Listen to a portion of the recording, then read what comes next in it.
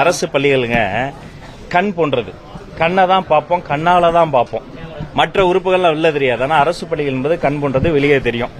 இது போல ஒரு இடத்துல என்ரோல்மெண்ட் ரேஷியோ குறைவா இருக்கின்றன. எங்களுடைய கல்வி அதிகாரி என்ன பண்றாரு, அவரை கூப்பிட்டு நாங்க பேசின உடனே நேரிலேயே சென்று பார்த்து மேலும் 10 மாணவர்கள் அங்க சேர்க்க வைத்து உடனடியாக திறந்துட்டோம். அரசு பள்ளிகள் மூடல்னு ஒரு கான்செப்டே கிடையாது. மாணவர்கள் சேரலன்னா நாங்க காத்திருப்போம், வீடு வீடாக போவோம், வீதி வீதியாக போவோம். 10 மாணவர்கள் சேர்த்த உடனே அந்த பள்ளிக்கூடத்தை திறந்துட்டோம். இதே நம்ம மதுரை இன்னொரு பள்ளிக்கூடத்துல கிட்டத்தட்ட ஒரு 17 மாணவர்கள் ஐஐடி விஐடி போன்ற இடங்களுக்கெல்லாம் போய் அவங்க இடம் ஜெயிச்சிருக்கிறாங்க. அப்ப எந்த காரணம் கொண்டும் அரசு பள்ளிகளை மூடுவதை குறித்து நாங்கள் அனுமதிக்க மாட்டோம். மாறாக ஒரு 10 மாணவர்கள் சேர்ந்தாலும் மீண்டும் பள்ளிகளை திறப்போம், கல்வியை கொண்டாடுவோம். இது கல்வியில் சிறந்த தமிழ்நாடு என்பதை குறிக்கிறது. உள்கட்டமைப்பு வசதிகளை இருக்கு, அதை எல்லாத்தையுமே மேம்படுத்தும். இப்ப நான் சொன்னேன், ஒரு கலையரங்கத்தை மேம்படுத்த போறேன், விளையாட்டு அரங்கத்தை மேம்படுத்த போறேன். எல்லாமே இப்ப இந்த நம்மளுடைய பட்ஜெட்டை வரப்போகிறது. எல்லாமே அது அந்த முறைப்படி அந்த அறிவிப்புகளும் வெளிவரும். அது நல்ல நன்றிங்க, நான் தெளிவுபடுத்திடுறேன்.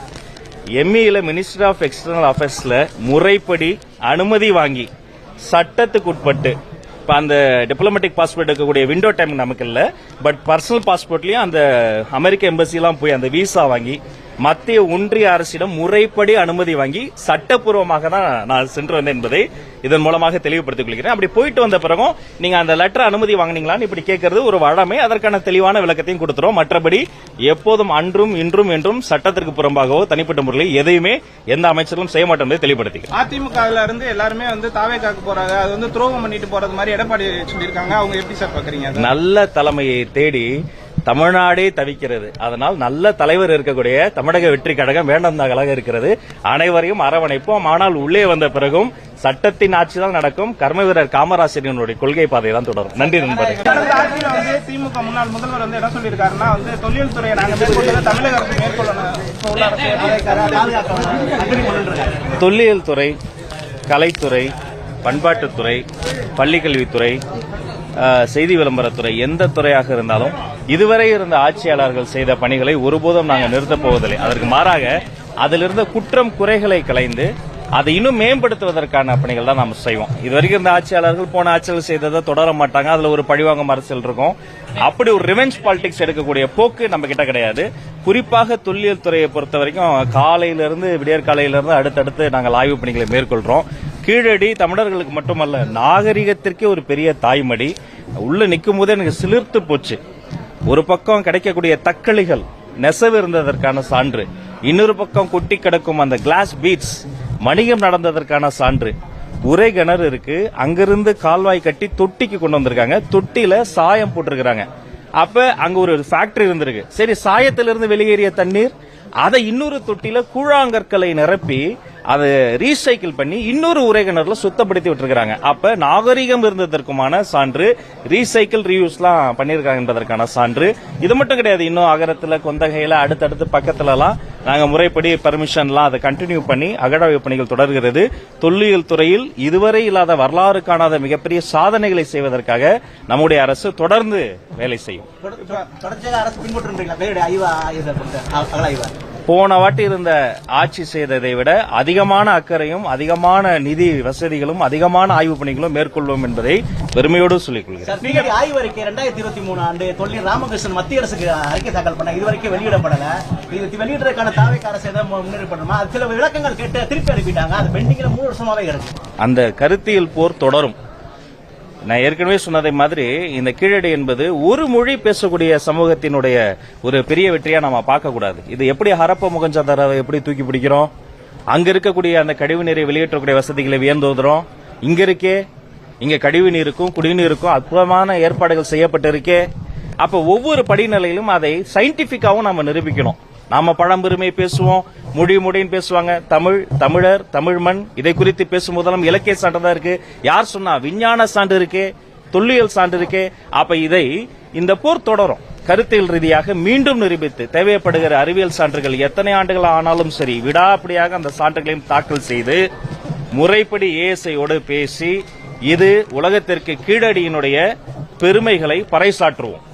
இப்ப பாத்தீங்கன்னா தனியார் பள்ளிகள்ல இன்னும் அந்த கட்டண விவரங்களை வந்து வைக்கல, நீங்க அரசு அறிக்கை விட்டுமே வைக்கல, இது எப்படி சார் பாக்குறீங்க? ஏற்கனவே இது மாதிரி குற்றச்சாட்டுகள் வந்த தனியார் பள்ளிகளுக்கெல்லாம் தொலைபேசி ஊடாக அங்க இருக்கக்கூடிய மாவட்ட கல்வி அதிகாரி மூலமாக கடுமையாக நான் பேசியிருக்கிறேன். அதே மாதிரி எய்டட் ஸ்கூல்ஸ், அரசு பள்ளிகள், தனியார் பள்ளிகள் அனைவருமே எங்களுடைய மாநிலத்தினுடைய கண்கள். இன்று கூட இந்த ஆய்வுக்கு நடுவில் ஒரு அரசு பள்ளிக்கு போய் அங்க இருக்கக்கூடிய அந்த அரசு பள்ளியில பாத்தீங்கன்னா ஹாக்கில வந்து மாநில அளவில் விளையாட்டு வீரர்கள் உருவாகி இருக்கிறாங்க. சரி, மகிழ்ச்சி. அப்ப கலைத்துறையில ஏன் கலைத்துறையில வரல? அங்க போய் கலையரங்கம் ஒன்று இருந்தது, அதை நேர்ல பார்த்தபோது அது வந்து நலிவடைந்து போயிருந்தது.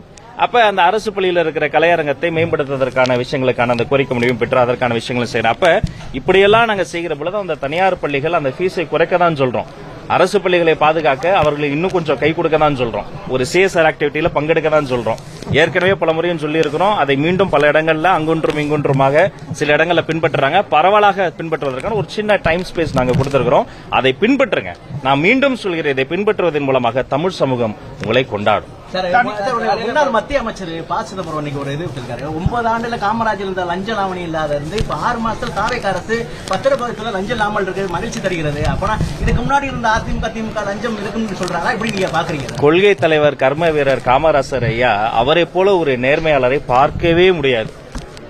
இதே தொட்டுவிடும் தூரத்தில் இருக்கிற ஒரு ஊரில் நின்று அந்த மாமனிதன் பேசினார். இன்னும் 10 இடத்துக்கு போய் பிச்சை வாங்கி யாசகம் வாங்கியாவது நான் வருவேன், நீ படிக்கிற வேலையை பாரு, நான் மதிய உணவை நான் போறேன் அப்படின்னு சொன்னார்.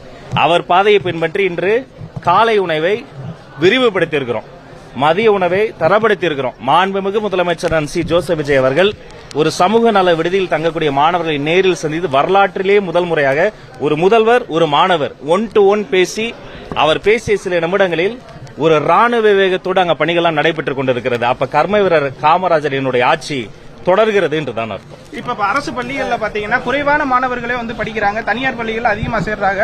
உள்கட்டமைப்பு வசதியே ரொம்ப குறைவா இருக்கு. கழிவறை வசதியா இருக்கட்டும், மற்ற வசதிகளா இருக்கட்டும், எல்லாமே குறைவா இருக்கு. என்ன காரணம் நினைக்கிறீங்க சார்? நம்ம பள்ளி போறதுக்கான அரசு பள்ளிகளுங்க கண் போன்றது.